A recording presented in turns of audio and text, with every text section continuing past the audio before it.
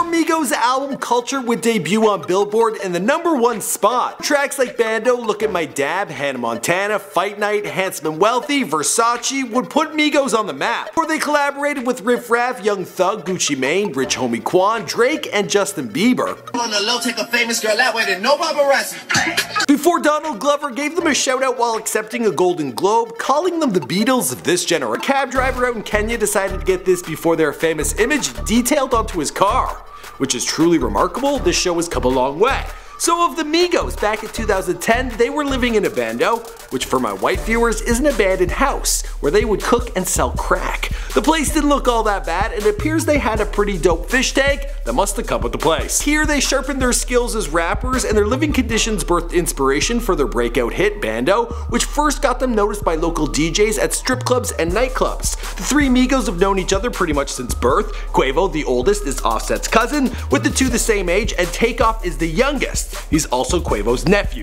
All of the boys have had their run-ins with the law, but it is Offset with the biggest rap sheet, having served time for stealing a car and probation violation, which happened around the same time the trio really started to take off. And with them blowing up and him stuck in a prison cell, it must have been tough. Guys, my name's Michael McCretton, documenting the life and career of Migos, here for you on Before They're Famous. This is an updated video and you guys have been long requesting it. As always, be sure to let me know in the comments down below who you want me to document next.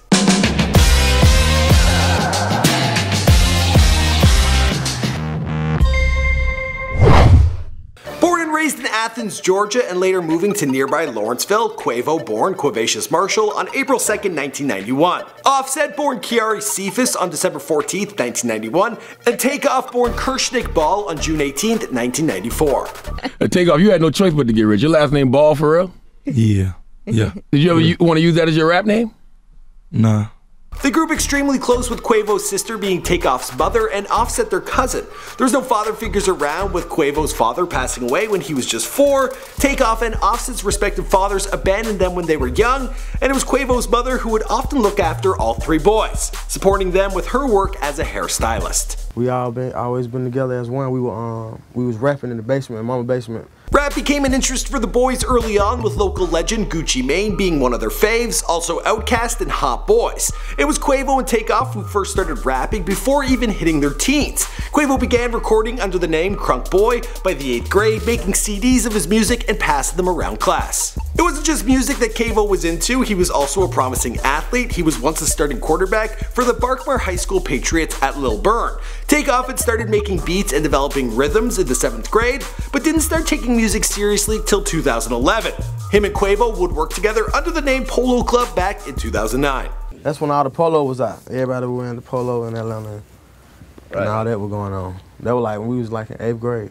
Despite Quavo's talent on the football field, he decided to drop out of school during his senior year so he could focus more on becoming a rapper. He'd also started pushing Offset to rap as well. Quavo even went as far as to write his cousin's first rap song, and Offset he took it from there. Eventually they would decide to form a rap group together, all three of them, but they needed to decide on a name. We're not Mexicans, we're from out of town. Living in the Spaghetti Junction of Gwinnett County, there's a heavy Latino population. This influenced them, as with them wanting to rep the north side of Atlanta, they decided to go with the name Migos. It also made a lot of sense, because there was 3 of them.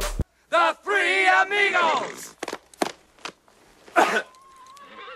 Now, I'm not entirely sure when they started living in an abandoned house, but it was in Gwinnett County, located in the suburbs north of Atlanta.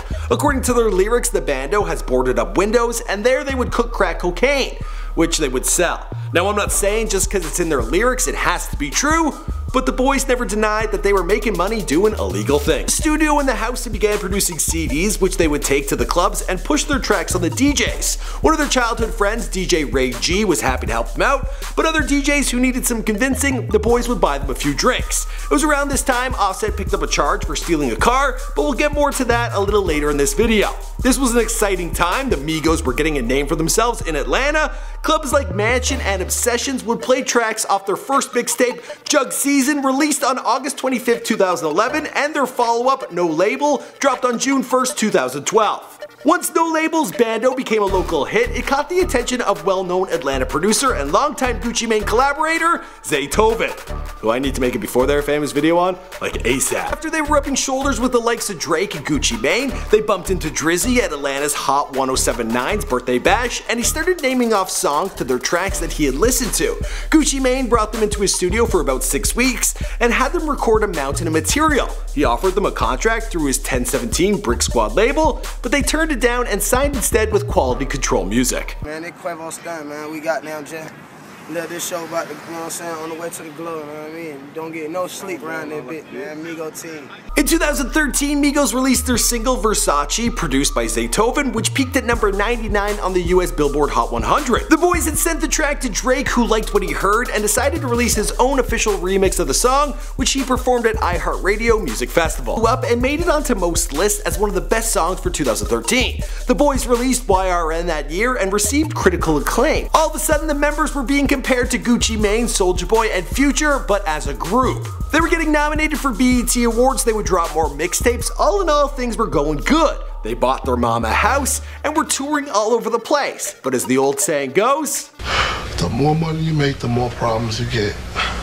There were the drive-by shootings in Florida, which allegedly happened because a few local guys who were riding with Migos turned out to have some enemies. Then they were accused of physically attacking fans at 2 separate live shows. 2015, at the Georgia Southern University Spring Bling concert, the police decided to check the boys' tour bus. Soon after, Quavo and Offset were arrested for felony possession of cocaine, oxycodone, and codeine plus charges of carrying a loaded weapon in a school zone.